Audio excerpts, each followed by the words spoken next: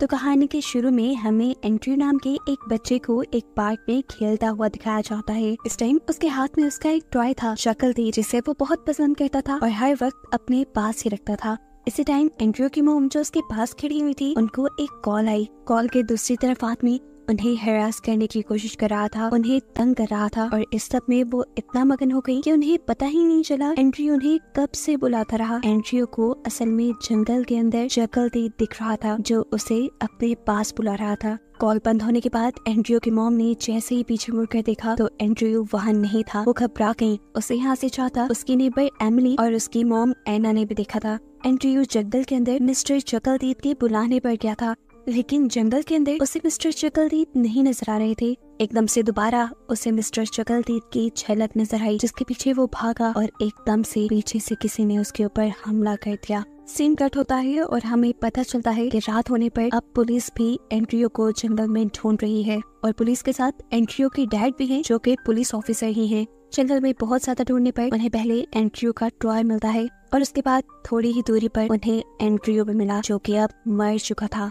Andrew के dad उसे देखकर सदमे से पागल हो गए। उन्होंने अपने ऊपर से कंट्रोल खो दिया था। उनको बाकी ऑफिसर्स ने यहाँ संभाला। अगले दिन भी एंड्रयू के केस पे इन्वेस्टिगेशन चल रही थी। पुलिस का मानना था कि एंड्रयू को जानवरों ने मारा है, क्योंकि उसके जिस्म पे जानवर के हमले का निशान था, लेकिन ये भी मुमकिन था कि एंड्रयू का किसी ने मर्डर किया हो। इसी सिलसिले में इस केस को हैंड ओवर करने के लिए 2 FBI एजेंट आ जाते हैं। सीनियर ऑफिसर्स FBI एजेंट से कहते हैं कि आप लोग अपना टाइम ही वेस्ट करिए इस केस पे। देखिए, साफ साफ ये बच्चा जानवर के हमले से मरा है, लेकिन फिर FBI एजेंट ने उनकी बात काटते हुए बताया कि एंड्रयू की गर्दन की हड्डी टूटी हुई है, जिसका मतलब है उसकी गर्दन को मोड़ कर मारा गया है और जो उसके जिस्म पे जानवर के काटने के निशान है वो उसके मरने के बाद के हैं। ये सुनकर पुलिस ऑफिसर कहते हैं, आप लोगों ने बस अपने दिमाग में एक कहानी बना लिया है। तो जवाब में दूसरे FBI एजेंट उन्हें जवाब देते हैं, ये कहानी नहीं है, कल एक डॉक्टर है, वो जो कह रही है गलत नहीं कह रही है। जो थ्योरी वो आपको बता रही है ये एंड्रयू की बॉडी का पोस्टमार्टम करने के बाद ही बनाई गई है। अब FBI एजेंट्स कल पुलिस ऑफिसर्स को गाइड करती है कि उन्होंने किलर को कैसे ढूंढना है। जिस तरह से एंड्रयू की गर्दन को मोड़कर उसे मारा गया था, ये जरूर एक जवान और ताकतवर इंसान का काम था, यानी कि किलर की एज 19 से 42 साल तक हो सकती थी और ये काम वही कर सकता था जो एक प्रोफेशनल किलर हो या जिसके पहले कोई क्राइम रिकॉर्ड्स हो, और वो जो एंड्रयू की फैमिली को जानता भी हो और साथ ही साथ एंड्रयू की पार्क में आने की टाइमिंग भी जानता हो। पुलिस ऑफिसर्स उनकी सारी बातें सुनकर यहाँ से चले जाते हैं, जिसके बाद ये दोनों FBI एजेंट आपस में बातें करते हैं। एजेंट मोल्डर्स कली को बताता है कि मुझे लग रहा है कि ये किसी इंसान का काम नहीं हो सकता है, कि ये किसी स्पिरिट का या किसी और चीज का काम हो। कली उसकी बात को गौर से सुनती है। वो बताता है कि 16th सेंचुरी में एक औरत थी यहाँ पर, जिससे कुछ जादू, कुछ रिचुअल्स की हेल्प से यहाँ हेरेगा यानी जहन्नुम का दरवाजा खोला था और माना जाता है कि उसके डेविल के साथ रिलेशंस भी थे। हो सकता है कि ये केस उसी केस की एक कड़ी हो। ये सब सुनकर स्कली कहती है, ओ कम ऑन, ये तो किसी किताब की कहानी लग रही है, क्या हम केस पे फोकस कर सकते हैं? लेकिन मोल्डर यहाँ स्कली से कहता है, जो काटने का निशान एंड्रयू की बॉडी पर था वो आम जानवर के काटने का निशान नहीं था,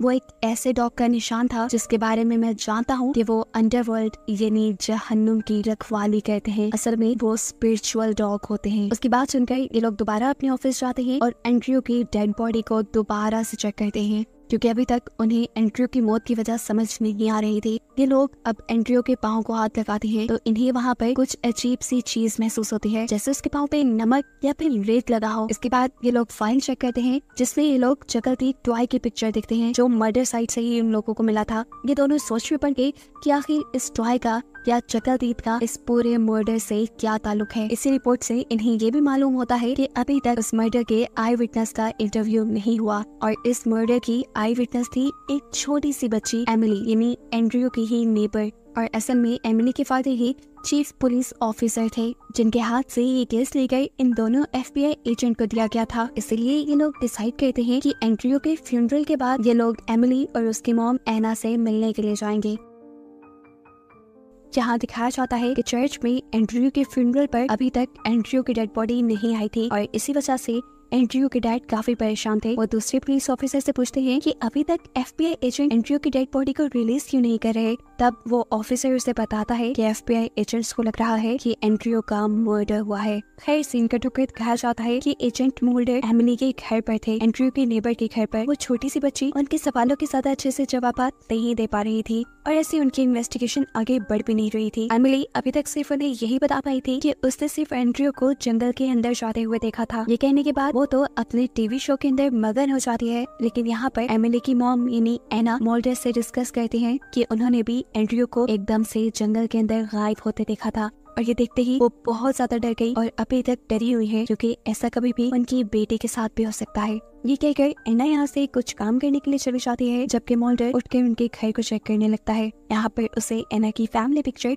और साथ ही एक बुक दिखती है जिसका नाम था ग्रिमोर ऑफ द ईस्टवुड विच। एना भी नोटिस कर लेती है कि मोल्डर कोर्स इस किताब को देख रहा है और इसके बारे में वो मोल्डर को बताती है कि असल में उसके हस्बैंड जो कि चीफ पुलिस ऑफिसर हैं, उनको विचेस और जादू से रिलेटेड हिस्ट्री में बहुत इंटरेस्ट है और ये तो है भी उनकी लोकल स्टोरी, इसीलिए वो इसे पढ़ते रहते हैं। अब मोल्डर को भी काफी वक्त हो चुका था यहाँ आए, वो भी यहाँ से जाने लगता है और जैसे ही वो यहाँ से जाने वाला था, एमिली आवाज देकर इन दोनों को ही अपनी तरफ अट्रैक्ट कर लेती है और टीवी की तरफ इशारा करते हुए बताती है कि उस दिन मैंने इन मिस्टर चकलदीद को जंगल के अंदर देखा था। इस टाइम टीवी पर भी चकलदीद शो ही चल रहा था। दूसरी तरफ स्कली जो इस टाइम पुलिस स्टेशन में आई थी, वो चीफ पुलिस ऑफिसर से कहती है कि मुझे लगता है कि एंड्रयू की मर्डर के पीछे उसके डैड ही हैं। जवाब में ऑफिसर कहते हैं बकवास बात है ये, जिस दिन और टाइम एंड्रयू का मर्डर हुआ तब उसके डैड हमारे साथ ड्यूटी कर रहे थे। चलिए उनकी बात फिर भी नहीं सुनती और एक के बाद एक सवाल किए जाती है, जिसके जवाब चीफ ऑफिसर के पास तो नहीं थे, इसलिए वो कहते हैं अच्छा ठीक है, आप अगर उसके डैड से बात करना चाहती है तो वहीं चलते हैं। ये लोग एंड्रयू के डैड के ऑफिस में पहुंचे तो इन्हें पता चला कि एंड्रयू के डैड एक क्रिमिनल को पकड़ने के लिए निकले हैं। उसके पीछे जाने से पहले स्कली उसका कंप्यूटर चेक करती है, जहाँ से स्कली को मालूम हुआ कि एंड्रयू के डैड अपने इलाके के किसी सेक्स ऑफेंडर को ढूंढ रहे हैं जो लड़कियों को हेरास करके ब्लैकमेल करता हो। और उन्हें अपनी रिसर्च के मुताबिक एक पीटर नाम के आदमी का पता चला था जो इस टाइम अपने घर पे था। एंड्रयू को डैड को लगता था कि वही है जिसने उसके बेटे को मारा होगा। यही सोचकर वो पीटर के घर की तरफ निकल गया और अब उसका पीछा उसके चीफ और उसके साथ एजेंट स्कली भी कर रहे थे। एंड्रयू के डैड उस आदमी के घर जाकर चिल्लाने लग जाते हैं। यहाँ पर चीफ उसे बहुत ही मुश्किल से काम डाउन करते हैं। यहाँ पर स्कली जो उनके साथ ही आई थी, वो अपने पार्टनर यानी एजेंट मोल्डर को कॉल करके बताती है कि वो एक नए सस्पेक्ट के घर आए हैं, यानी एक ऐसे आदमी के घर पे आए हैं जिस पर पुलिस को शक है कि उसने एंड्रयू को मारा है। मोल्डर जो इस टाइम एंड्रयू की मर्डर साइट पे था, वो भी स्कली के पास आने के लिए निकल जाता है और पीछे हम देखते हैं कि एक बहुत बड़ा सा ब्लैक डॉग उसके ऊपर नजर रखे हुए था और इस चीज को मोल्डर ने खुद भी नोटिस किया था। स्कली के पास आकर उस स्कली से कहता है मुझे नहीं लगता कि पीटर ने एंड्रयू को मारा होगा, मुझे अभी भी यही लगता है कि उसके पीछे किसी स्पिरिचुअल चीज का हाथ है, क्योंकि वो अभी भी उस ब्लैक डॉग को जंगल में देख कर आया था जो उसके अकॉर्डिंग हेल की रखवाली करते थे। लेकिन इतनी जल्दी ये किसी भी थ्योरी से रिजल्ट नहीं निकाल सकते थे। स्कली के कहने पर मोल्डर और स्कली दोनों जाकर पीटर के घर की इन्वेस्टिगेशन करते हैं, जहाँ उन्हें एक अजीब सी शूज और साथ ही एक बंदर भी नजर आता है। इन्हीं शूज के पास मिस्टर चकलदीद वाला एक मास्क भी रखा हुआ था और जैसा हमें याद हो, एमिली ने बताया था कि जंगल में उसे मिस्टर चकलदीद ही दिखे थे, तो अब हो भी सकता था कि इसी आदमी ने एंड्रयू को मारा हो। सारे सबूत अब इस आदमी के खिलाफ हो गए थे, लेकिन अब स्कली बुरी तरह कंफ्यूज हो गई थी, क्योंकि मोल्डर अभी भी इस आदमी को किलर नहीं मान रहा था। जवाब में मोल्डर कहता है कि मैं ये नहीं कह रहा कि इस आदमी ने कोई मर्डर नहीं किया, मैं बस ये कह रहा हूँ कि एंड्रयू का मर्डर उसने नहीं किया और हमें थोड़े से सबूत के पीछे इतना बड़ा फैसला नहीं करना चाहिए।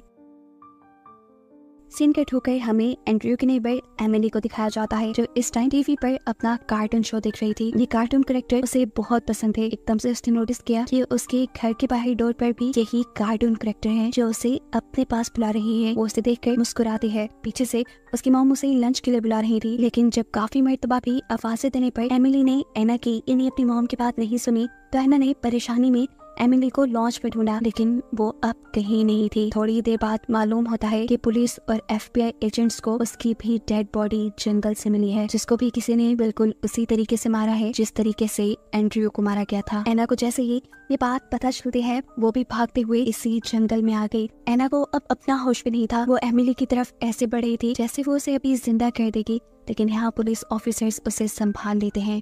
यहाँ मोल्डर जो इस मर्डर सीन की इन्वेस्टिगेशन कर रहा था, उसे नीचे कुछ सफेद सफेद नजर आया। उसने यहाँ से पत्ते हटाना शुरू किए तो उसे इस जगह के इर्द गिर्द सफेद नमक का एक दायरा दिखा। ये देखकर मोल्डर शॉक में रह जाता है और स्कली को बताता है कि ऐसे सर्कल अक्सर स्पिरिट्स को या डीमंस को बुलाने के लिए बनाए जाते हैं। 16th और 17th सेंचुरी में तो ये एक फैशन था। उस टाइम की विचेस अपने जादू करने के लिए डीमंस को बुलाया करती थी। वो ऐसे स्पिरिट्स होती थी जो किसी भी जानवर, इंसान या किसी भी चीज का भेस बदल सकती थी, यहाँ तक कि एक इंसान का भी रूप ले सकती थी। वो इन सोल्स को फेमिलियर कहा जाता है और ये फेमिलियर्स किसी भी इंसान को मारने के लिए उसकी पसंदीदा चीज का भेस बदल लेती हैं, जैसे उसके पसंदीदा इंसान का, जानवर का, यहाँ तक कि उसके पसंदीदा खिलौने या कार्टून कैरेक्टर का भी। अब मोल्डर यहाँ से और पत्ते हटाता है और उन्हें नीचे एक स्कल का साइन दिखता है। मोल्डर कहता है, देखो मैंने कहा था ना, ये वही जगह है जहाँ पर डीमन और स्पिरिट्स को बुलाया जाता है। ये सब देखने के बाद वो अब चीफ ऑफिसर के पास जाता है, क्योंकि मोल्डर को लग रहा था कि इस सब के पीछे चीफ ऑफिसर ही है जो सबको हकीकत से दूर रखने की कोशिश कर रहा था। क्योंकि मोल्डर ने चीफ ऑफिसर के घर पर